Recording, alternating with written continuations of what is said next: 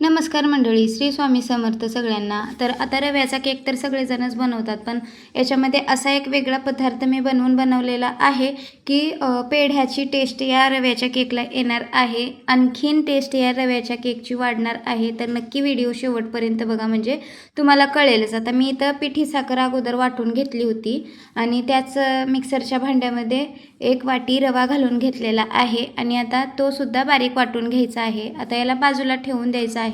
आता इथे 1 पाव वाटी इतकं मी दही घेतलं होतं, तर दही फेटून घ्यायचं आहे आपल्याला। तर आता त्या दह्यामध्ये आपल्याला पाव वाटी तेल घालून घेतलेलं आहे। तेलाच्या ऐवजी तुम्ही तूप सुद्धा वापरलं तरी चालेल। आता आपल्याला साखर घालायचं आहे। साखर पाऊण वाटी इतकं घालून घेतलेलं आहे। बरं, आता साखरेचं प्रमाण तुम्ही गोडीच्या आवडीप्रमाणे कमी जास्ती करू शकताय। वेगळा पदार्थ जो म्हणत होते मी, इथं दूध पावडर घालून घेतलेलं आहे। दूध पावडरने खूप छान टेस्ट येते या केकला। तर बघू शकताय, चिमटीत बसेल इतकं मीठ घालून घेतलेलं आहे, चव छान येण्यासाठी। चवीपुरतं मीठ घालून घेतलेलं आहे म्हणू शकताय। तर फेटून घ्यायचं आहे किंवा एकजीव करून घ्यायचं आहे। आणि आता हे मिक्सरच्या भांड्यात जे वाटून घेतलेलं आपलं रव्याचं मिश्रण आहे ते घालून घ्यायचं आहे। आता इथं मी दूध वापरलेलं आहे, त्याच वाटीने 1 वाटी दूध घेतलं होतं। 1 वाटी दूध मला अख्खं लागलेलं आहे। तर फेटून घ्यायचं आहे, मस्त एकजीव करून घ्यायचं आहे। गाठी गुठळ्या याच्यामध्ये राहिल्या नाही पाहिजेत।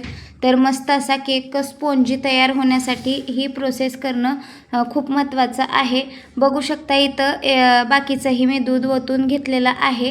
थोडंसं दाटसर दिसत होतं मिश्रण, म्हणून 1 वाटी अख्खं दूध मला इथं लागलेलं आहे। एकजीव करून झाल्याच्या नंतर आता बघू शकता, याच्यावर झाकण ठेवून एक 10 ते 15 मिनिटासाठी आपण भिजत ठेवणार आहोत, म्हणजे जेणेकरून रवा भिजला जाईल, रवा मस्त असा फुलला जाईल।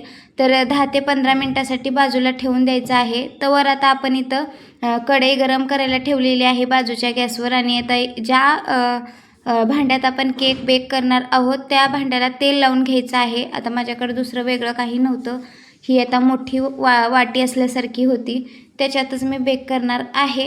केकचं टीन माझ्याकडं नाही। तर इथं बघू शकताय, मस्त असं पीठ भिजून झालेलं आहे किंवा बॅटर केकचं आता भिजून झालेला आहे। दाटसरपणा खूप छान वाढलेला आहे, याच्यामधला रवा मस्त भिजलेला आहे। बेकिंग पावडर आणि बेकिंग सोडा पाव चमचा दोन्ही घेतलेलं होतं, ते घालून घ्यायचं आहे। थोडंसं दूध ओतून घ्यायचं आहे आणि आता एकजीव करायचं आहे। बरं, आता लवकर एकजीव करून घ्यायचं आहे, म्हणजे जे मिश्रण आपलं फुललं जाईल लवकर बेक केल्याच्या नंतर। तर बघू शकता, इथं मस्त असं ओतून द्यायचं आहे त्या भांड्यामध्ये आणि टॅप करून घ्यायचं आहे, म्हणजे आपटून घ्यायचं आहे, म्हणजे जेणेकरून त्याच्यात बबल्स राहिले असतील तर ते निघून जातील। इथं कढईसुद्धा गरम झालेली आहे आणि आता वरनं झाकण ठेवून द्यायचं आहे। बघू शकताय, आता माझं हलवार झाकण बसलेलं होतं, म्हणून मी एक 30-40 मिनिटासाठी केक बेक करून घेतला होता। बघू शकताय, मस्त असा केक बेक झालेला आहे। जो ब्राऊन कलरचा भाग आहे अतिशय छान लागतो खायला सुद्धा। तर इथं पलटी मारून घेतलेलं आहे, एकदम स्पॉन्जी झाला होता केक। नक्की ट्राय करा आणि मस्त असा कट करून सर्व केलेला आहे। या ठिकाणी बघू शकताय, मस्त असा कलर आलेला आहे याला। तर मी आवर्जून जास्त बेक करते, कारण हा जो ब्राऊन कलरचा भाग आहे तो खायला खूपच आवडतो। आता आतून सुद्धा फ्लफी झालेला आहे, बघू शकताय, पेड्यासारखी टेस्ट येत आहे या केकला। नक्की ट्राय करा। माझा व्हिडिओ तुम्हाला कसा वाटला कमेंट्स बॉक्समध्ये सांगायला विसरू नका। आवडल्यास लाईक करा, शेअर करा तुमच्या मित्रमैत्रिणींना, नातेवाईकांना, त्यांना पण अशा नवनवीन रेसिपी पाहायला मिळतील। परत भेटू अशा एका नवीन रेसिपीसोबत, तोपर्यंत धन्यवाद।